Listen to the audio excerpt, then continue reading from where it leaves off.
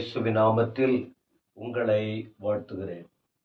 நம்முடைய பெத்தேல் திருச்சபையின் சார்பாக நடத்தப்படுகிற இந்த 21 நாள் ஜெபத்தின் தொடர்ச்சியான சில ஆலோசனையாய் தியானமாய் சில வார்த்தைகளை தியானித்து வருகிறோம்.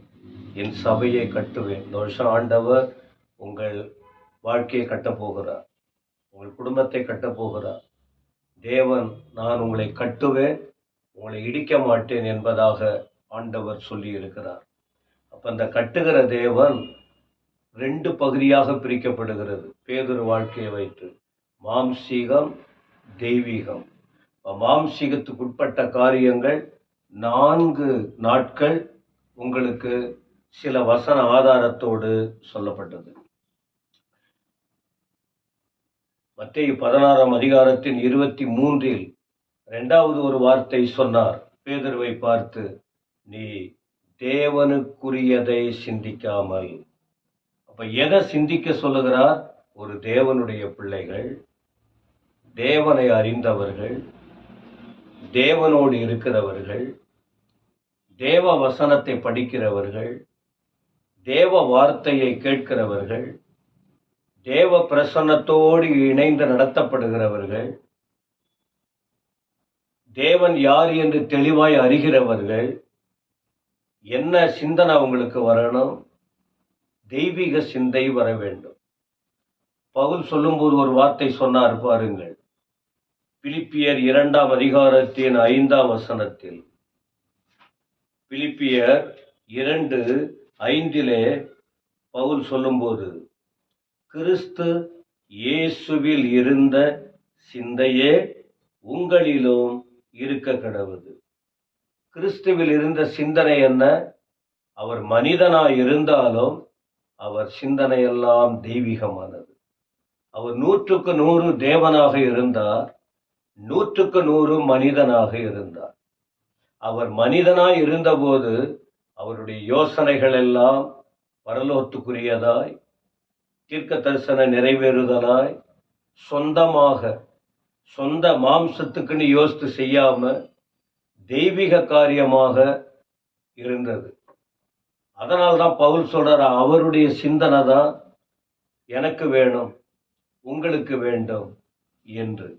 இந்த சிந்தனைகளை குறித்து அதை ஆவிக்குரிய காரியம், தெய்வ சிந்தனை என்பது ஆவிக்குரிய கனிகள் அல்லது ஆவிக்குரிய அனுபவம் என்று சொல்லலாம்.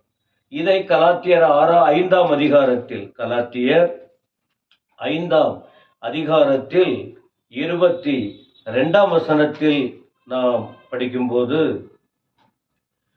ஆவியின் கனியோ, ஆவியின் கனி. முன்பு என்ன பார்த்தோம்? மாம்சத்தின் கிரியை. அங்க என்ன பார்க்கிறோம்? ஆவியின் கனி. ஆவியின் கனி என்று ஒன்று சொல்லிட்டு அந்த கனி என்ன? 9 காரியம் இந்த இடத்துல சொல்றார். 9 காரியங்கள்.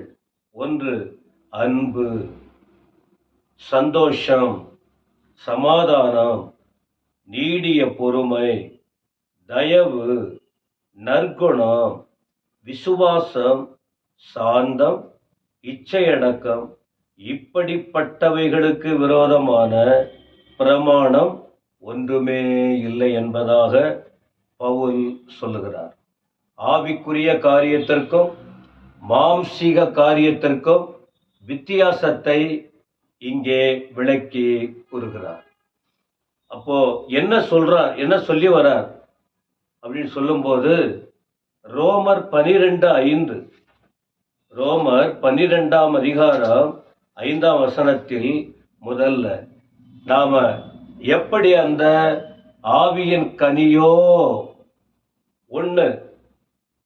9 காரியம் சொல்றது, அது போல நாம யாரு, எப்படி இருக்கணும் என்கிற காரியத்தை பார்க்கும்போது அந்த 12ஆம் அதிகாரத்தின் 5ஆம் வசனம் பாருங்கள். அநேகராகிய நாமும் 4ஆம் வசனம், ஏனெனில் நமக்கு ஒரே சரீரத்திலே அநேக அவயவங்கள் இருந்தோம், எல்லா அவயவங்களுக்கும் ஒரே தொழில் இல்லை இராதது போல அநேகராகிய நாமும் கிறிஸ்துவுக்குள் ஒரே சரீரமாக ஒருவருக்கொருவர் அவயவங்களாய் இருக்கிறோம். ஒருவருக்கொருவர் என்ன வித்தியாசப்படுத்துறாரு? எப்படி அந்த அன்பு என்ற ஒன்றிலே, ஆவியின் கனி என்ற ஒன்றில் அன்பு தொடங்கி வரிசையா 9 காரியம் சொல்லுதோ, அதே போல நாம எல்லாரும் அநேகர் தான், தனித்தனி நபர்கள் தான். ஆனா என்ன சொல்றாரு? கிறிஸ்துவுக்குள் ஒரே சரீரமா இருக்க.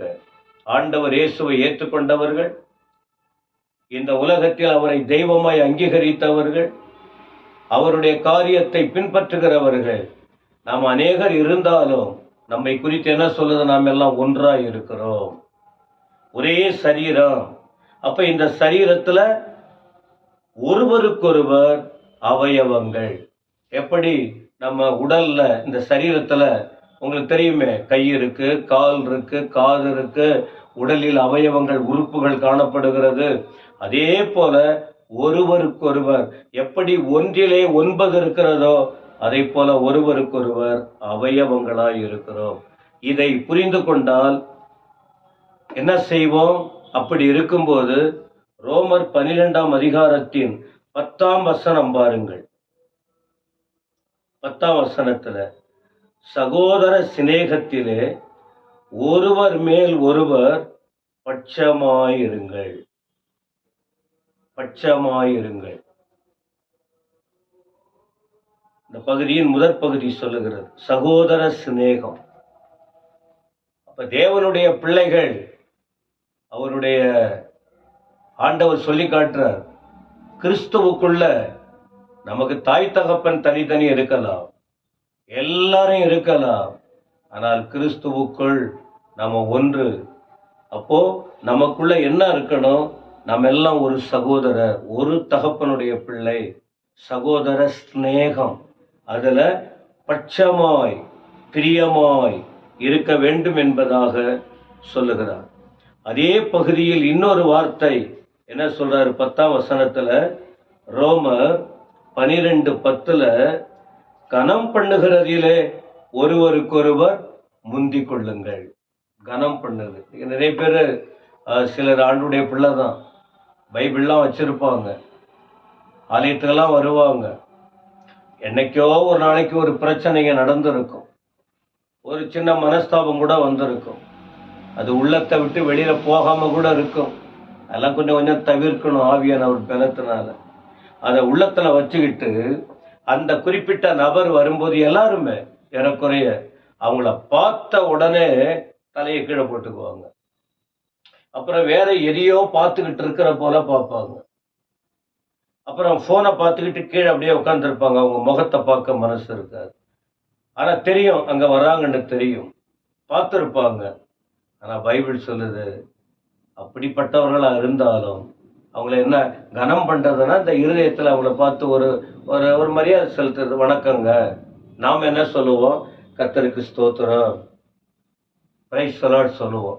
அது சொல்றதுல என்ன குறைஞ்சிட போறோம்? சிலர் வாயில வார்த்தையை விட கடமைக்கு ஒரு வாயை அசைப்பாங்க. இது எப்படி? அவங்களுடைய பழக்கம். ஆனா வேதம் சொல்லுகிறது, கனம் பண்ணுவதில் ஒருவருக்கொருவர் முந்திக் கொள்ளுங்கள். ஆக ஆவிக்குரிய தன்மை, ஆவிக்குரியவர்கள் எப்படி இருக்க வேண்டும் என்று இன்னைக்கு ஒரு 3 காரியம் நாம பார்த்தோம். ஒன்று, நாம ஒருவருக்கொருவர் அவயவங்களாய் இருக்கிறோம் என்பதை மறந்துவிடக்கூடாது. ஒருவர் பேரில் ஒருவர் சகோதர சிநேகத்தில் பட்சமாய் இருக்க வேண்டும். ஒருவருக்கொருவர் கனம் பண்ண வேண்டும். இதை ஆண்டவரே சொல்லி கொடுக்கிறார்.